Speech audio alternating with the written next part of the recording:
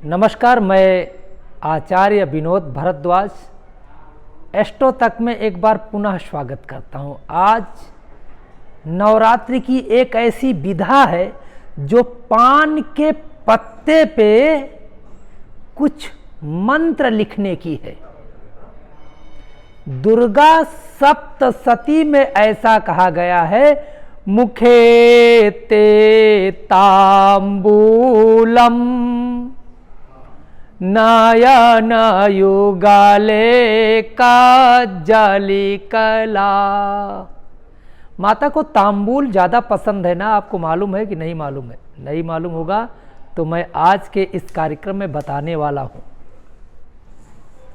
क्योंकि कहा गया है माता को तांबूल चढ़ाने से, पान का पत्ता चढ़ाने से भाग्य में स्थिरता होती है। माता का एक खास पत्ता आपको शासन सत्ता दिला सकता है। बस कुछ खास चीजें करनी है। इसी पत्ता को कैसे आप माता को अर्पण करके अपनी मनोकामना को पूर्ण कर सकते हैं, इसी पत्ते को कैसे आप अर्पण करके अपने व्यापार को बढ़ा सकते हैं, क्योंकि यह पान का पत्ता अब साधारण पान का पत्ता नहीं रहा है। यह पान का पत्ता यंत्र बन गया है। यंत्र, आप भी इस यंत्र को कैसे बनाएंगे और नवरात्र के किसी भी दिन आपने कलश स्थापना किया है तो कलश स्थापना पे कैसे रखेंगे। यदि आपने कलश स्थापना नहीं की है तो, क्योंकि शरद जो एक तरह से नवरात्रि है, शारदीय नवरात्र, इसमें जगह जगह अष्टभुजी माता का पूजन किया जाता है।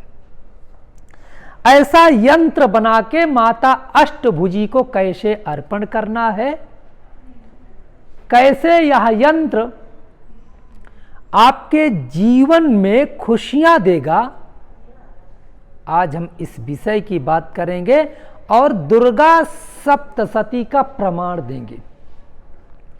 क्योंकि मार्कंडेय पुराण के अंतर्गत दुर्गा सप्तशती सबसे तांत्रिक पुस्तक और सर्वसुलभ है। मार्कंडेय पुराण भले सबके पास ना हो, लेकिन दुर्गा सप्तशती लगभग हर घर में होगी। जो लोग पढ़ना नहीं जानते वो पैर ही छू लेते हैं, लाल कपड़े में बांध के घर में रख लेते हैं, क्योंकि दुर्गा सप्तशती में जो श्लोक लिखे गए हैं ना,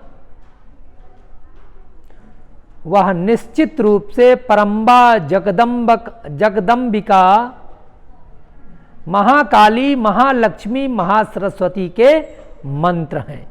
ऐसा कहा जाता है यदि मंत्र की पुस्तिका लाल वस्त्र में बांध के रखने से भी निश्चित रूप से उसका अपना अलग फल होता है। और यहाँ पे मैं आपको बताना चाहता हूँ, यदि आपके घर में दुर्गा सप्तशती पूजित है, इस विषय के बारे में हम आगे वीडियो बनाएंगे, लेकिन मैं सूक्ष्म आपको समझा देता हूँ कि दुर्गा सप्तशती आपके घर में निश्चित रूप से खुशियां दे सकती है। तो अब बात करते हैं यंत्र के बारे में, क्योंकि दुर्गा सप्तशती में लिखा गया है माता को भोग लगाने के बाद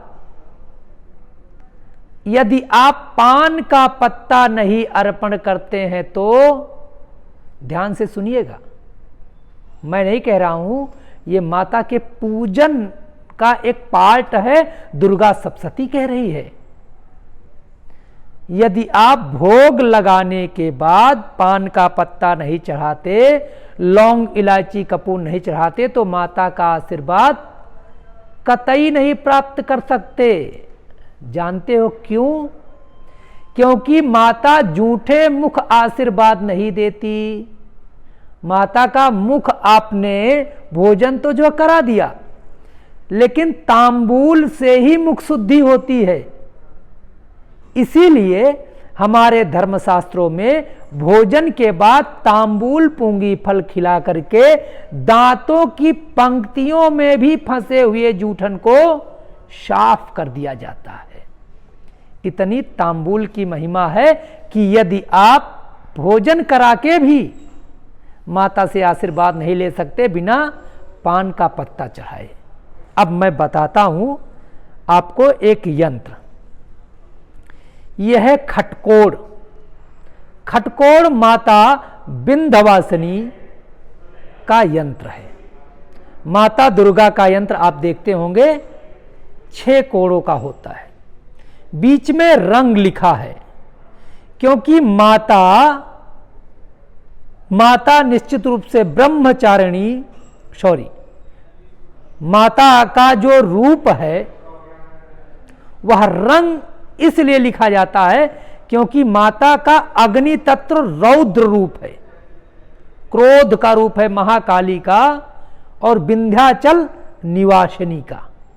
तो ऐसे खटकोड़ बना करके, छाकोड़ बना करके इसे पीले से अगर बनाएंगे, जो है पीले आप जो चंदन से बना सकते हो या जो एक तरह से पीले रंग की खड़िया आती है उससे बना सकते हो, या अगर पीला चंदन आपको नहीं मिल रहा है तो रोली लेकर के इसी शेप में आप बना के बीच में रंग लिख दीजिए और इसे माता दुर्गा को अर्पण करने से, माता विंध्यवासिनी को अर्पण करने से आपके जीवन में शांति का महावरदान प्राप्त होगा। एक चीज नोट करिएगा, आज के समय में अशांति जो है ना, धैर्य नहीं है, और धैर्य ना होने के कारण आप लोग देखते होंगे रास्ता चलते ऐसे पंगे पड़ जाते हैं कि जेल तक जाना पड़ जाता है। छोटी छोटी बातें जो है इतनी बड़ी हो जाती हैं कि जब लोग उसे सुनते हैं तो कहते हैं यार ये तो महामूर्ख है, इतनी छोटी बात पे इतना बड़ा बवंडर। उसका कारण है आपका अज्ञा चक्षु इतना दूषित हो गया है कि आप छोटी सी बात अपने बड़े का, अपने परिवार के सदस्य का नहीं सह सकते हैं। तो ऐसा खटकोड़ यंत्र माता को पूरे नवरात्र सुबह के समय स्नान करके अर्पण करने से अग्नि तत्व जो आपके मस्तिष्क में भड़कता है ना, इसे अर्पण करने से शांत हो जाएगा। दूसरा यंत्र दिखाता हूं, यह लिखा केवल वनरी रंग। ये अग्नि का बीज मंत्र है, केवल अग्नि का, इसमें कोई यंत्र नहीं है।